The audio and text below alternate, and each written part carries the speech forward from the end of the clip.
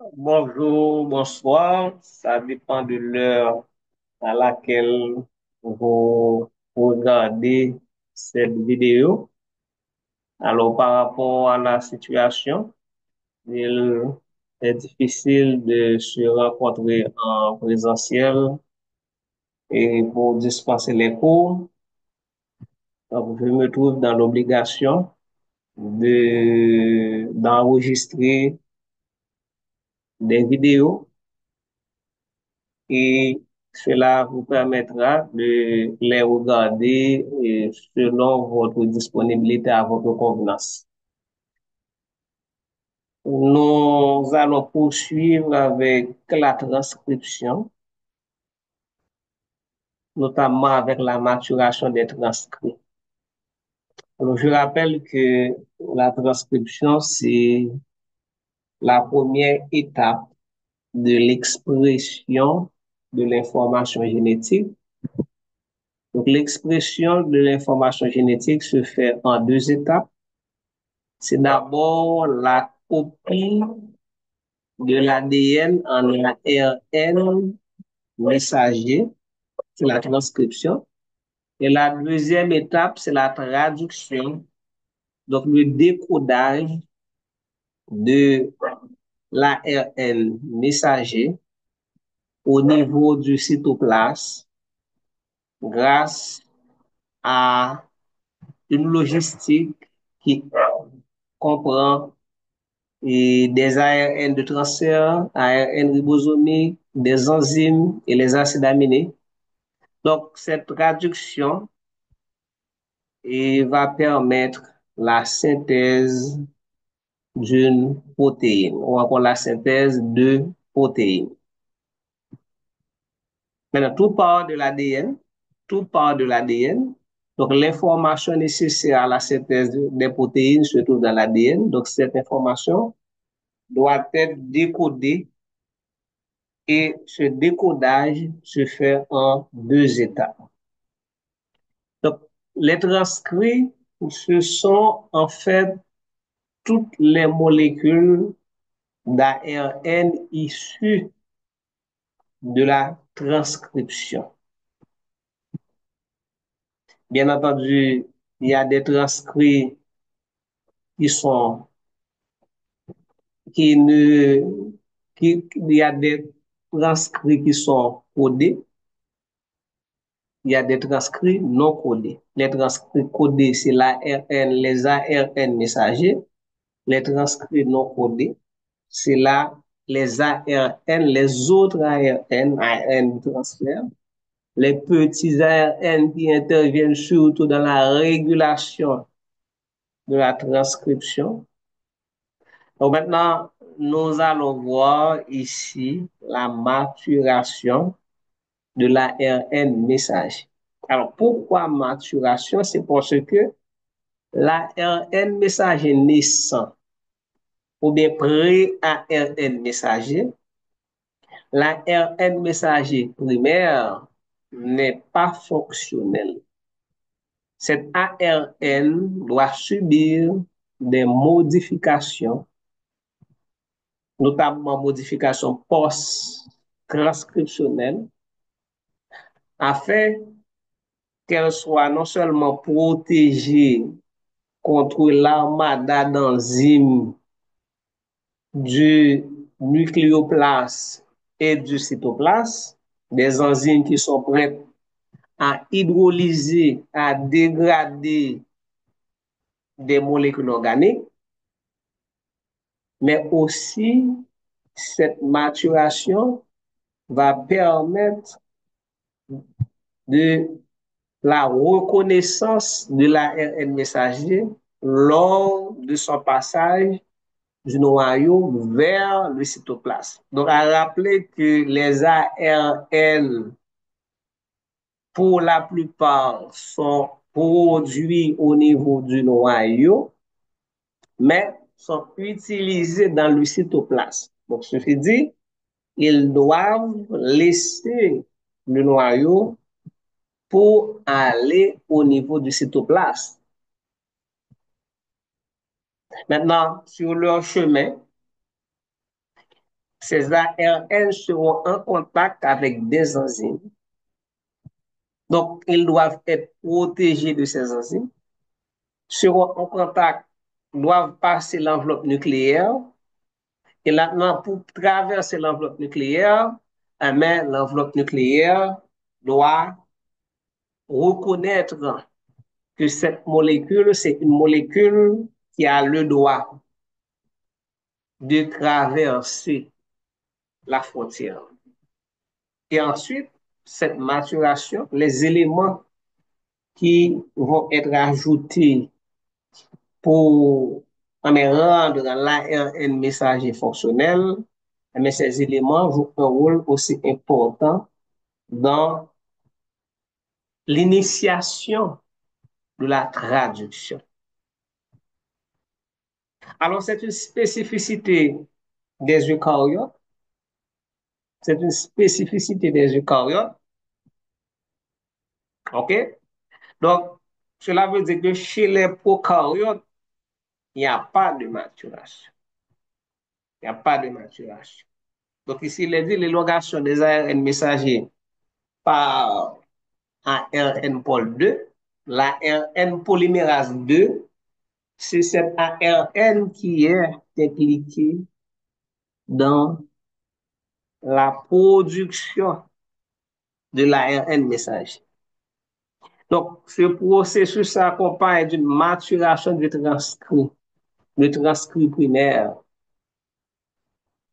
Donc, certains événements de cette maturation s'effectuent en même temps que la transcription simultanée, notamment l'ajout de la coiffe. Donc, la coiffe est ajoutée quelques nucléotides après, après la polymérisation de quelques nucléotides, mais la coiffe est mise en place. Donc, la mise en place de la coiffe est simultanée à la transcription. Donc, on pourrait dire co-transcriptionnel. Co-transcriptionnel.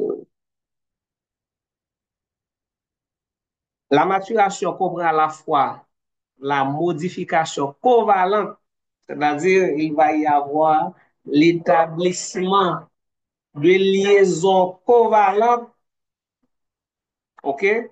On va ajouter des molécules aux extrémités du transcript primaire et cet ajout sera établi, réalisé par l'intermédiaire de liaisons covalentes, des liaisons fortes. Donc, des modifications covalentes des extrémités 3' OH et 5' de l'ARN messager. Ça, c'est une première étape. Donc, il va y avoir des modifications aux deux extrémités, mais il va y avoir aussi le retrait des introns grâce au mécanisme d'épissage. À l'extrémité 5'P, il va y avoir l'ajout d'une coiffe et 3' OH, l'ajout d'une queue poly-A. Poly-A, A c'est pour adényle. Adénine, excuse-moi.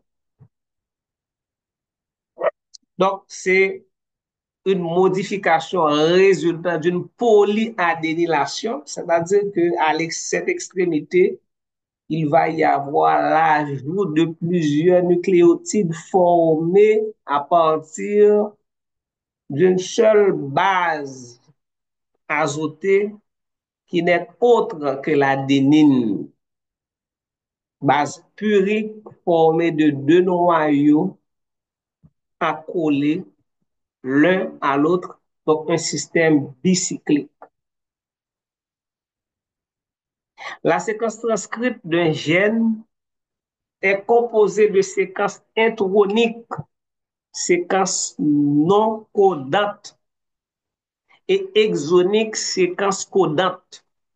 Donc, les séquences non codantes doivent être enlevées pour permettre la continuité des séquences exoniques. Donc, dans la séquence d'un gène, la séquence de l'ARN messager, les exons sont séparés par des introns. Maintenant, il faut enlever les introns par épissage pour assurer la continuité de l'information génétique parce que l'information qui est nécessaire à la synthèse de la protéine se trouve dans les exons. Donc, de manière générale, la plupart des séquences exoniques seront exprimées. Mais il y a deux séquences exoniques qui ne seront pas exprimées, qui se trouvent aux extrémités 5' UTR et 3' UTR. Ces séquences ne seront pas traduites, elles ne seront pas exprimées. OK, donc maintenant, si on vous dit que à l'examen, on vous pose la question, vrai ou faux, toutes les séquences exoniques d'un gène ou de l'ARN messager seront exprimées ou encore peuvent être traduites en protéines, vous allez dire faux. Parce qu'il y a les séquences qui se trouvent dans les régions 5' UTR et 3' UTR, mais ces séquences ne seront pas traduites. UTR, c'est untranslated region. C'est région non traduite. Donc, ces régions sont constituées d'exons, OK? Séquences exoniques non traduites. Ce schéma résume mais l'expression de l'information génétique. En gros, qu'est-ce qu'on a? On a l'ADN génomique avec les boîtes TATA, boîte 4. OK? Là, on retrouve le promoteur. On voit aussi le site d'initiation de la transcription. Donc, le promoteur, c'est un site, possède des sites de fixation pour la régulation de la transcription. Pour la régulation de la transcription. Maintenant, on voit clairement les séquences exoniques non traduites. Et après les séquences exoniques non traduites, vous avez les exons en gris foncé, les intros en gris pâle. Mais toutes ces séquences, lors de la transcription, sont transcrites en ARN message. Maintenant, à partir de l'ARN messager, il va y avoir les modifications post-transcriptionnelles qui consistent non seulement à ajouter aux extrémités la queue poly A et la coiffe, mais aussi qui consistent à enlever les exons qui séparaient, isolaient, enlever les introns qui isolaient les exons. Donc, vous voyez bien que l'ARN messager, troisième étape, possède trois exons continus, contigus. Il n'y a pas d'intron qui les sépare. Donc, c'est-à-dire ici, l'information génétique est continue. Donc, on va pouvoir synthétiser une protéine sans interruption, sans problème. Donc, ce schéma, comme je vous ai dit, résume la synthèse d'une protéine à partir d'un gène, en passant par la transcription, la maturation du transcrit et la traduction. Donc, je peux vous donner ce schéma à l'examen et vous demander de compléter. J'enlève les textes et je vous demande de compléter. Nous poursuivons. Ajout de la coiffe en 5 primes. La coiffe est présente sur tous les ARN eucaryotes. Il s'agit d'une modification covalente qui se fait dans le noyau au cours de l'élongation par l'ARN polymérase 2. Cette coiffe se met en place dès le début de la transcription co-transcriptionnelle. Après 20 à 30 ribonucléotides, puisqu'on parle d'ARN, donc les unités structurales s'appellent ribonucléotides. Donc, après l'incorporation de 20 à 30 ribonucléotides, la mise en place de la coiffe 7-méthylguanosine débute. Et cela se fait à l'extrémité 5'P, là où se trouve le groupement phosphate libre. Il y a d'abord élimination d'un phosphate en 5' du premier nucléotide, triphosphate. Alors, ce qu'il faut dire ici, à titre de rappel, c'est que lors de la synthèse de l'ARN messager, les ribonucléotides sont recrutés sous forme de nucléosides triphosphate. Donc, le premier nucléotide reste sur cette forme, nucléoside triphosphate, mais les autres qui vont être ajoutés arrivent sur la forme triphosphate, mais est incorporés sur la forme monophosphate. C'est-à-dire qu'il y a hydrolyse de deux groupements phosphate, le phosphate en gamma, le phosphate en bêta, puisqu'il y a trois phosphates. Le phosphate qui est lié au ribose s'appelle le phosphate alpha.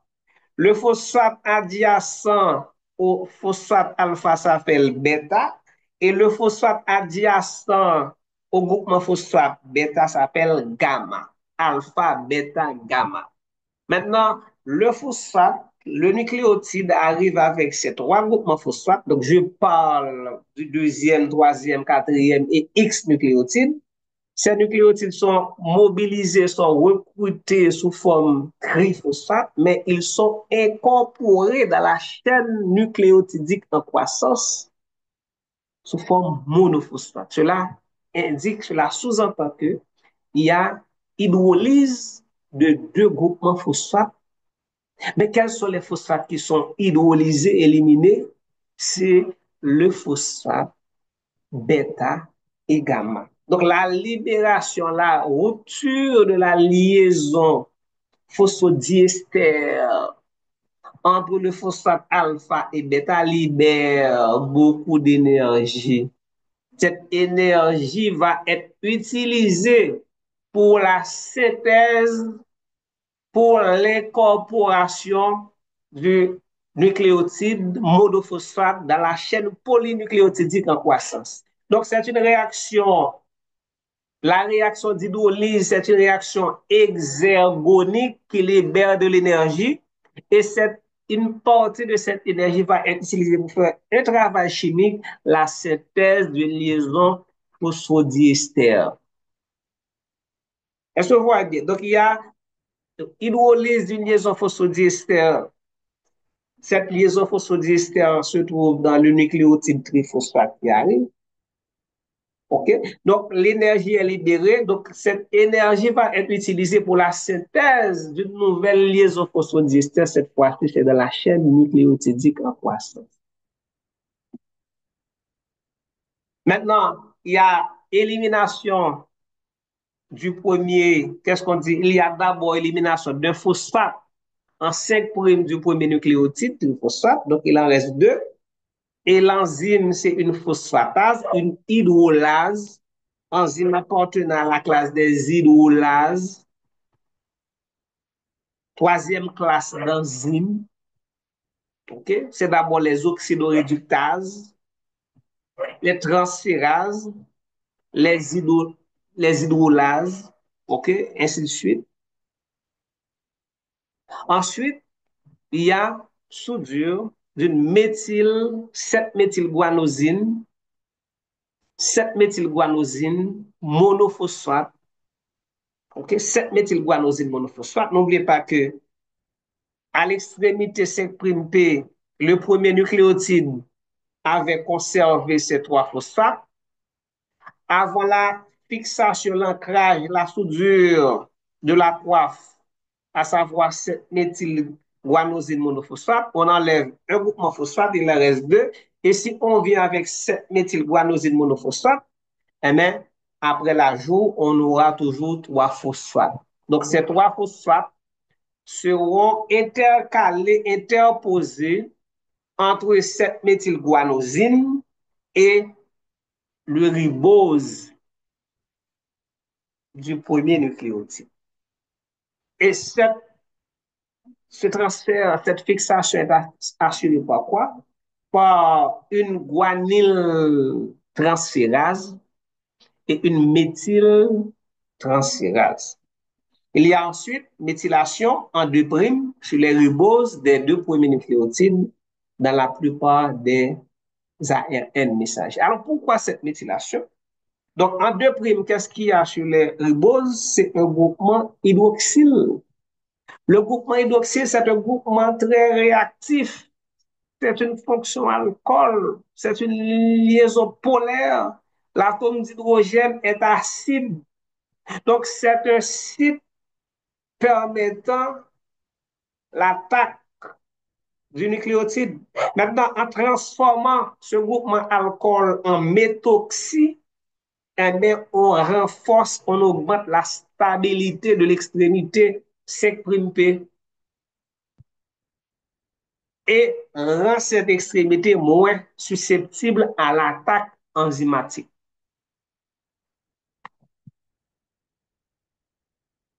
Voici.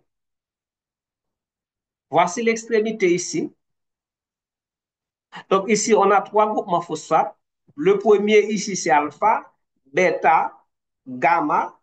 Donc, le phosphate gamma, avec phosphate gamma, ça, il était lié ensemble avec cette méthylguanosine. Donc, ne pas oublier qu'avant la fixation, ici, on avait à cette extrémité trois phosphates. Donc, maintenant, il y a d'abord enlèvement de phosphate. Donc, on vient de deux, alpha et bêta. Et puis, cette méthylguanosine vient avec phosphate pâle. Et puis, phosphate, ça vient lié avec phosphate gamma, bêta. Donc, il vient faire trois phosphates. Donc, cette méthylguanosine, c'est ce qui constitue la coiffe. OK? C'est ce qui constitue la coiffe. Et puis, voyez les deux premiers nucléotides, qu'est-ce que vous avez? Nous avons gagné OH, et bien, OH l'a transformé en méthoxy hétéroxyde qui est stable et qui confère une certaine stabilité enzymatique, une certaine stabilité métabolique à l'extrémité 5'P. Sur cette coiffe viennent se fixer des protéines spécifiques qui jouent un rôle fonctionnel important. Les protéines qui se lient à la coiffe constituent le cap binding complexe. La coiffe a pour rôle de permettre la distinction au niveau de la cellule entre les ARN messagers et les autres ARN, la spécificité. L'export dans le cytoplasme de l'ARN pour la traduction. Le recrutement de la petite sous-unité du ribosome à l'extrémité 5'P permettant l'initiation de la traduction. Ici, vous avez les rôles de la coiffe. Voyons maintenant la queue poly A ajoutée à l'extrémité 3'. Très rapidement, après le clivage, la chaîne du pré-ARN messager en cours de synthèse environ après 30, 10 à 30 nucléotides en 3' de la séquence A, A, U, A, séquence signal de terminaison, signal de terminaison, signal de terminaison. Donc, 10 à 30 nucléotides après cette séquence. OK? Mais il y a la polyadénylation qui est assurée par une enzyme qu'on appelle polyadénylate polymérase. OK? Et cette polyadénylation, c'est l'ajout de 200 à 250 nucléotides à base d'adénine à cette extrémité 3' au H. Donc, on appelle cette extrémité qui est constituée, cette séquence constituée uniquement de nucléotides adénylés, la queue poly A. Le complexe polyadénylation, vous avez un complexe CPSF, CST, polymérase, PABP, vous avez ces expressions dans l'image précédente. Mais c'est un complexe qui assure la coupure de l'ARN messager et la polyadénylation. Donc, cette image traduit mais non seulement la coupure, mais aussi la polyadénylation. OK? La polyadénylation. Donc, voici ici le signal de terminaison. Signal de terminaison. Après ce signal, vous avez d'autres séquences. Toutes ces séquences sont impliquées dans la coupure le détachement de l'ARN messager de l'ADN. Okay, de l'ADN. Okay? Donc, voici le complexe de polyadénylation. Donc, voilà le ciseau. Donc, le ciseau va faire quoi? Donc, grâce à ce complexe qui, ce complexe, en fait, est rassemblé, ce complexe est formé de beaucoup de protéines, des protéines qui peuvent reconnaître des séquences spécifiques de l'ARN messager. Ces séquences se trouvent après la séquence de terminaison et vous voyez bien que le complexe se lie effectivement aux différentes séquences se trouvant après la séquence de terminaison, CPSF, polymérase, PABP, CTD, etc. Donc, c'est juste pour pouvoir indiquer là où la RN doit être coupée. Donc, la RN est libérée. Maintenant, ce complexe fait quoi? Ce complexe commence à ajouter des nucléotides à l'extrémité 3' H. Et le dernier image en D voit effectivement que il y a il y a allongement de l'ARN messager, mais cet allongement est assuré par l'incorporation d'un seul type de nucléotide, à savoir adénosine monophosphate.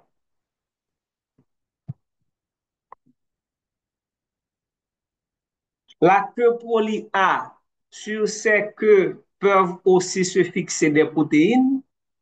Les polyabiding proteins, elles jouent plusieurs rôles dans la reconnaissance de l'ARN messager, surtout lors du passage à travers l'enveloppe nucléaire, dans l'exportation hors du noyau et probablement un rôle dans la protection de l'ARN lors de la traduction.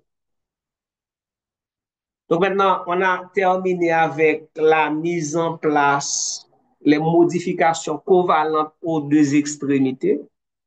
Parlons maintenant de l'épissage des exons, excision des introns. Il s'agit d'un mécanisme qui aboutit à l'excision des introns et à la ligation, ligature, à la soudure des exons pour aboutir à un ARN fonctionnel et mature. Il existe plusieurs mécanismes dans la cellule qui peuvent toucher différentes classes. On ne parlera ici que de celui spécifique aux ARN messages. Alors, de quoi est constituée une séquence intronique? Donc, la séquence intronique qui va être enlevée, de quoi elle est constituée? En 5 primes, en 5 primes, une séquence GU, site donneur d'épissage. En 3 primes, une séquence AG, adénine guanine, site accepteur d'épissage. Ok, vous verrez après dans l'image. Et puis, au milieu, mais plus proche du site AG, un A, un adénine de branchement à environ 30 nucléotides du site accepteur en 3 primes. Donc, le A de branchement ou de jonction est trouvé de manière fréquente, mais non obligatoire. Donc, pour le spliceosome ou épistosome complexe, qui va assurer, quand on dit complexe, c'est-à-dire formé d'un ensemble de protéines, le spliceosome, épistosome, ce complexe aux particules d'épissage ou encore complexe d'épissage, mais ce complexe va assurer l'épissage, l'enlèvement de l'intron. Maintenant, pour le complexe, le A de branchement est nécessaire. Donc, voyons l'image ici. Voilà, nous avons ici en 5' un exemple, une séquence codante qui porte l'information qui va permettre la synthèse d'une protéine. Et puis, après, vous avez un intron. L'intron ici n'est pas une unité codante, il faut l'enlever pour permettre aux deux unités, aux deux exons de se lier. Donc, il faut enlever l'intron. Donc, en 5', vous avez un site donneur d'épissage, guanine, uracile. En 3', vous avez AG, adénine, guanine et le site de branchement A, le site de jonction adénine à 30 nucléotides de H. Voici la structure de network et cette structure, c'est cette structure qui va permettre l'enlèvement, l'hydrolyse des liaisons et l'enlèvement de l'intron.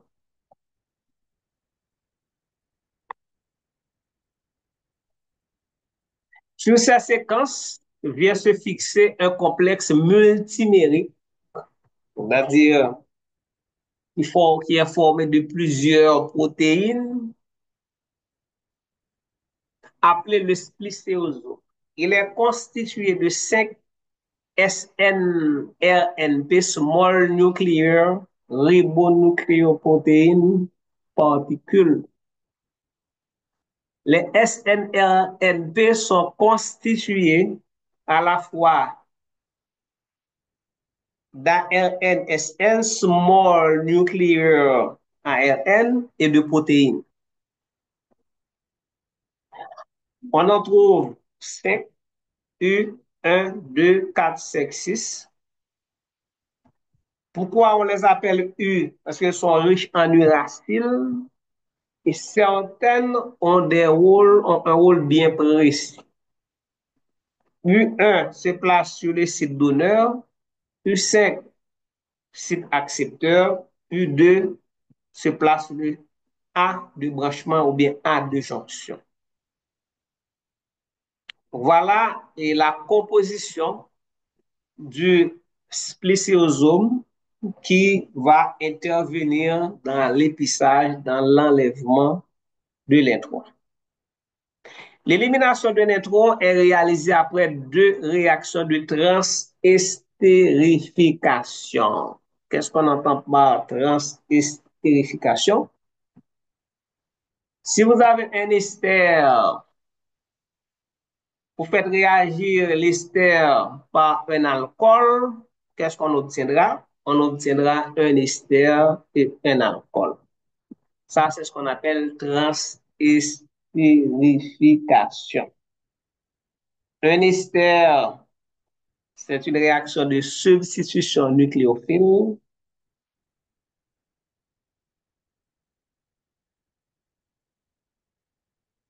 OK? Donc, un ester réagit avec un alcool, mais on obtiendra un nouvel ester et un nouvel alcool.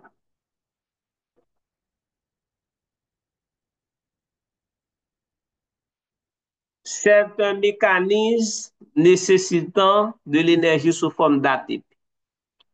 On peut dire l'épissage est ATP dépendant. L'épissage d'un neutron est ATP dépendant. C'est un processus consommateur d'énergie. Le A de branchement est reconnu en premier par deux protéines, DBP et U2AF, puis U2 déplace ces deux protéines et forme un appariement de base au niveau du A de branchement. U1 se positionne sur le site 5' et U5 sur 3' pour H. Les autres SNRP, small nuclear, arrivent et entraînent la formation de l'arceau. Ensuite, clivage des sites d'épissage 5' et 3', ligation des exons, soudure des exons et libération des électrons sous forme de boucle. Les SNRP sont dissociés de l'intron et sont recyclés dans un nouveau spéciléosome. La séquence d'ARN sous forme de lasso est dégradée par une nucléase cellulaire. Donc, l'intron qui est éliminé est dégradé par une nucléase cellulaire. Le splicéosome est très consommateur d'énergie, donc à chaque étape, une molécule d'ATP est hydrolysée. Donc, il y a une image qui explique, voilà, qui explique ce phénomène. Alors, voici ici, c'est le lasso qui est en train d'être formé. Voici le lasso. Alors, bon, on fait lasso pour nous. Quand on dit lasso, nous ne pas avoir de quoi il s'agit. Et si nous sommes dans Kiwo ou bien bas, quand on est dans Jeunesse Adventiste, qu'on marie code, voilà ce qu'on appelle lasso. Ok, donc on voit moun qui joue avec code et puis qui font sorte de chaîne et puis qui voit code là. Par exemple, le bon bœuf qui est là, pour voir le bœuf là, on fait au lasso, on est lancé l'entrée dans tête bœuf là pour aller, ce qu'on appelle lasso. Vous voyez ça que lasso, hein? Donc cela veut dire que c'est de cette manière que le complexe, le splicéosome, li ramener intro et puis li couper. Transestérification. OK? Donc là, vous voyez, qu'est-ce qui est fait? Regardez bien. Je vais vous expliquer. Vous avez l'intron en jaune. GU, AG et puis A. Donc vous avez des SNRNP qui se lient aux extrémités GU, il y a un qui est lié à A, et puis vous avez quoi? Regardez bien ce qui se passe ici en troisième position. Vous gagnez l'extrémité GU qui est ramenée sur A de branchement. Donc, il vient brancher sur A. C'est pourquoi on l'appelle A de branchement. OK? Voilà, ici, avec la flèche, on vous indique A de branchement. Donc, c'est-à-dire cette partie verte va se fixer sur A de branchement pour former le lasso. Voici le lasso qui est formé ici. Donc, cela est possible grâce au splicéosome qui lui-même lié aux trois sites de l'étron et qui permettent que lasso a formé. Mais la formation de lasso, c'est quoi? La formation de lasso, c'est une estérification.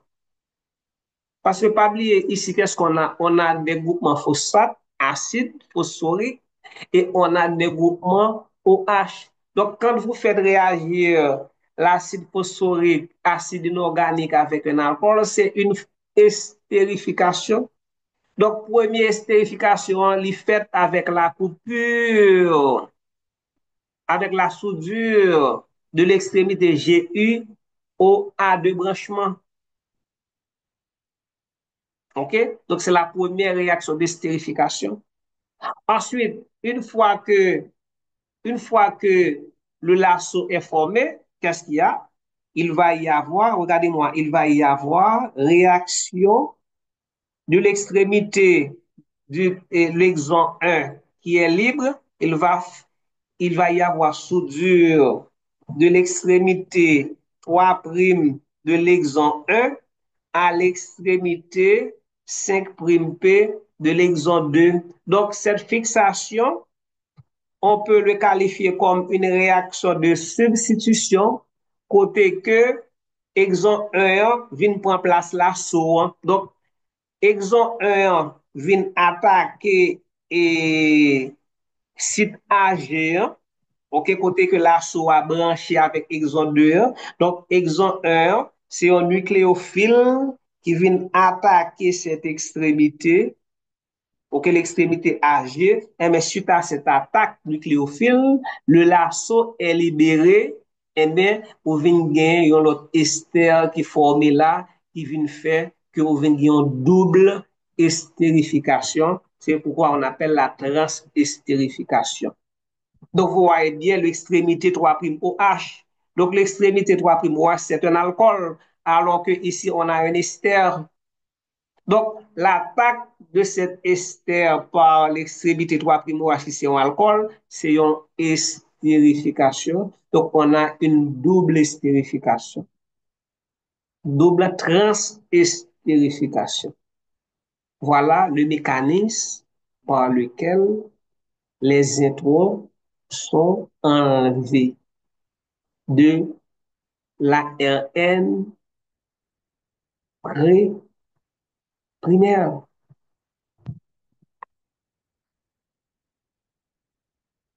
Et ensuite, on parle des séquences exoniques non codantes, untranslated region. Dans la génétique moléculaire, une région non traduite, UTR, se réfère à l'une des deux sections, l'une sur chaque côté d'une séquence codante, d'un brin d'ARN messager. Si elle se trouve sur le côté 5', il est appelé 5' UTR ou séquence de tête. Ou si elle se trouve sur le côté 3' OH, il est appelé 3' UTR ou séquence de la remorque. Séquence de la remorque. Au sein de la 5' UTR est une séquence qui est reconnu par le ribosome qui permet au ribosome de se lier et de déclencher la traduction.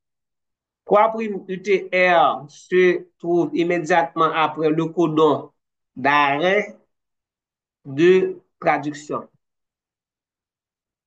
3' UTR jouent un rôle crucial dans la terminaison de la traduction ainsi que l'expression génique post-transcriptionnelle. L'expression génique post-transcriptionnelle. OK, donc ici, on a l'exemple d'un gène. Ce gène de quelle protéine? C'est ovalbumine, le blanc, protéine du blanc de l'œuf. Donc, ce gène est constitué de 7700 paires de nucléotides. 7700 paires de nucléotides. Ouais, donc on est au niveau de l'ADN. OK, on est au niveau de l'ADN. Maintenant, on identifie pour vous les exons qui sont en vert et les introns qui sont en blanc. On vous montre l'ARN pré-messager qui est identico-linéaire à l'ADN, la séquence d'ADN du gène, mais non à l'ARN mature. Vous voyez, après enlèvement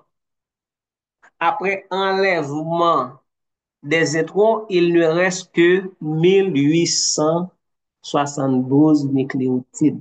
Cela veut dire que les introns ont été formés en je dirais,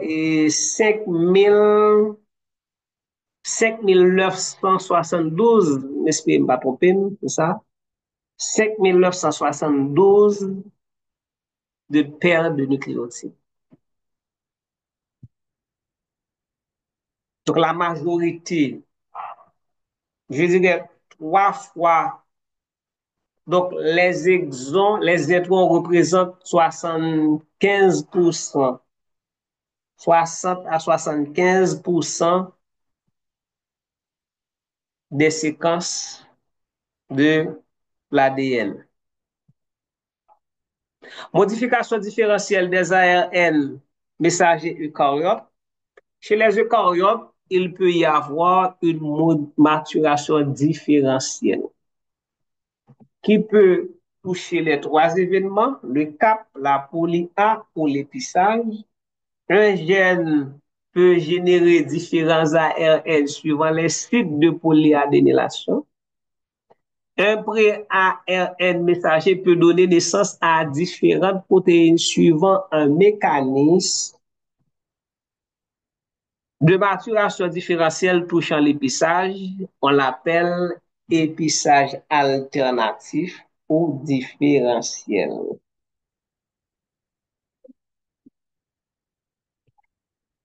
On a l'habitude de dire qu'un gène donne une protéine, ce n'est pas toujours vrai. Il y a certains gènes, suivant le mécanisme de maturation, mais qui peuvent donner naissance à plusieurs protéines. Un seul gène peut, dans le cas de l'épissage alternatif ou différentiel, donner naissance à 2 ou 3 protéines.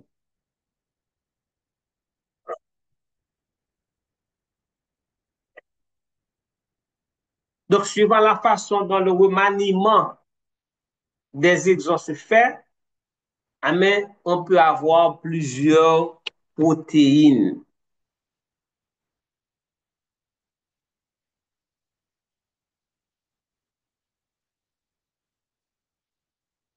On regarde, protéines, nous là. En fonction des sites d'épissage utilisés par la cellule, on peut avoir plusieurs ARN matures différents de par leur séquence. Ils peuvent être générés à partir d'un seul ARN pré-message. Donc, si vous avez plusieurs ARN matures, vous allez avoir plusieurs protéines. Mais ce qu'il faut savoir, c'est que tous ces ARN proviennent d'un seul pré-ARN messager qui lui-même provient d'un seul gène. Dans ce cas, un gène, plusieurs protéines. Les ARN messagers matures donnent naissance à des protéines différentes. Les variants d'épissage, bien que générés par le même gène, ces protéines possèdent des fonctions différentes au sein de la cellule.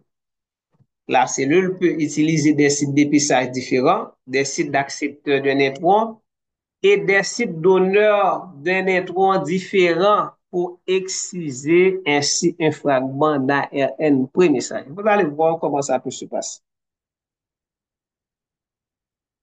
Voici l'ADN, le gène, et puis on vous montre les introns et les exons.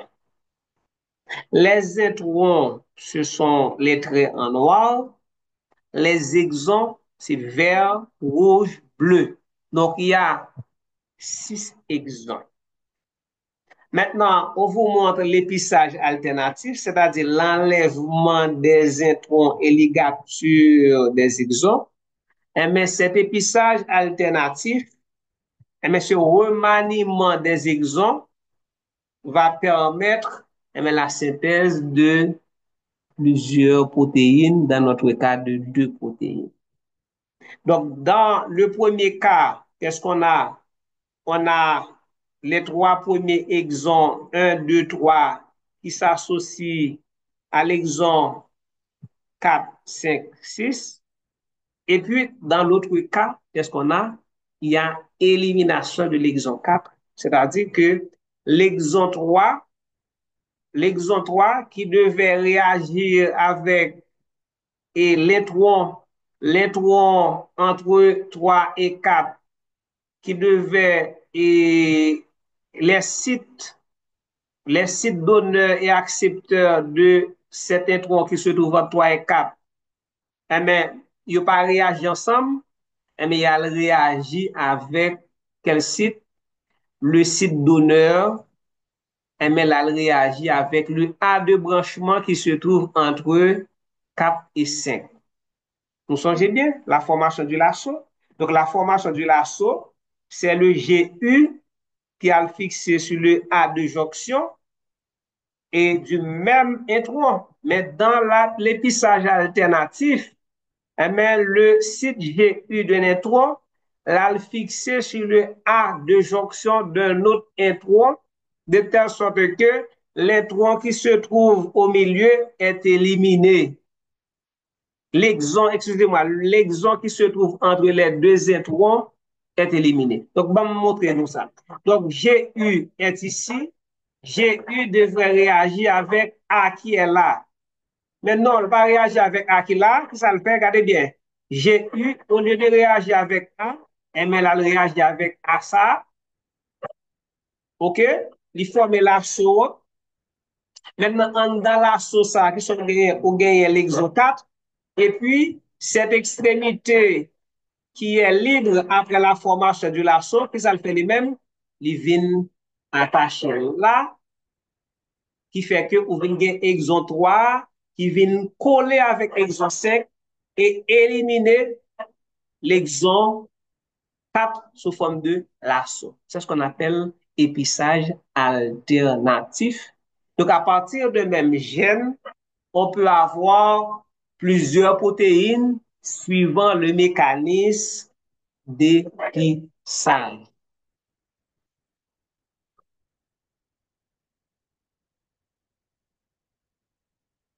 Et ici, qu'est-ce qu'on a?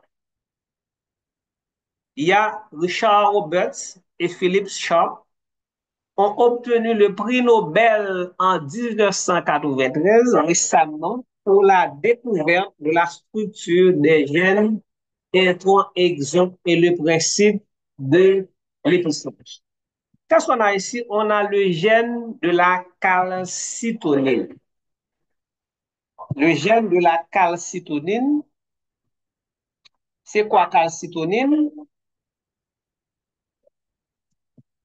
Le gène de la calcitonine, Donc, calcitonine, c'est, puisqu'on parle de gènes, bon, qu'est-ce qui est né, qu'est-ce qui a pris naissance à partir des gènes? C'est des protéines ou encore des polypeptides. Ah, mais c'est une hormone peptidique, hormone peptidique produite par les cellules parafolliculaires, cellules C de la glande thyroïde. On est au niveau de la glande thyroïde et qui participe à la régulation de la calcémie, calcitonine, qui participe à la régulation de la calcémie, c'est-à-dire le taux de calcium sanguin. Et son travail consiste à diminuer le taux de calcium sanguin lorsqu'il est trop élevé. Et un taux de calcium sanguin élevé vous expose au calcul rénal.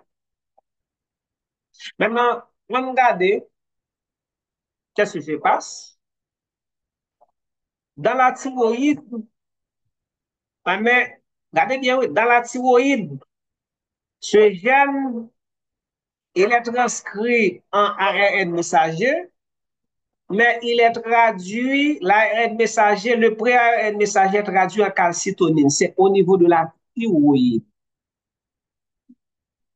Donc, à remarquer que dans l'ARN mature de la calcitonine, il n'y a pas l'exon rose. L'exon rose est exclu.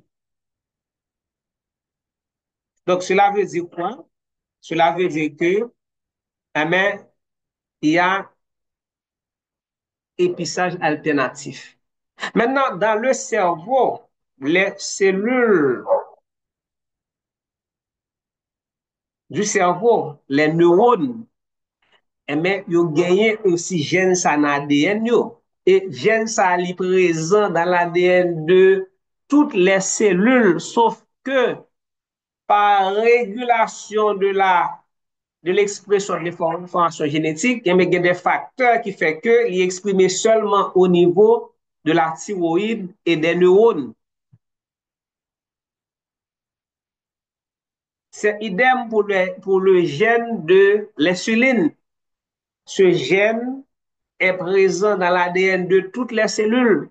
Mais il y a des facteurs qui bloquent l'expression gène ça dans les autres cellules, mais qui permettent que au niveau des cellules bêta de Langerhans, eh bien, des îlots de Langerhans, eh bien, gène ça l'exprimer. C'est la régulation de l'expression de l'information génétique.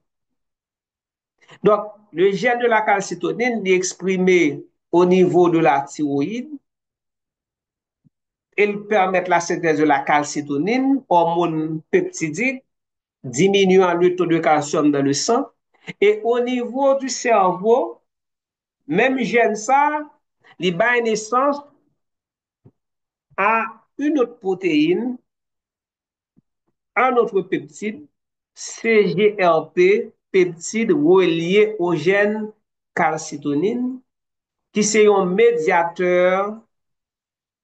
des médiateurs de la douleur. Un des médiateurs de la douleur. Est-ce que vous voyez? Donc, le même gène, à des niveaux différents, mais il produit des protéines différentes et cela est lié au mécanisme d'épissage qu'on appelle épissage alternatif. Donc, la façon dont les exons sont remaniés, donc on peut donner naissance à plusieurs protéines. Donc, ce qu'il faut retenir, on a l'habitude de dire un gène, une protéine. Mais non, un gène peut donner naissance à plusieurs protéines. OK? Donc, on s'arrête ici. Donc, les deux autres slides, donc, vous pouvez les lire. Donc, on s'arrête ici. Et sachez que on termine avec la transcription. Et on poursuivra semaine prochaine avec la traduction. Et vous aurez un devoir à faire sur la régulation de la transcription. Bon visionnage à tout le monde. Donc, j'attends vos commentaires, vos questions. dans la rubrique commentaires de ma chaîne YouTube.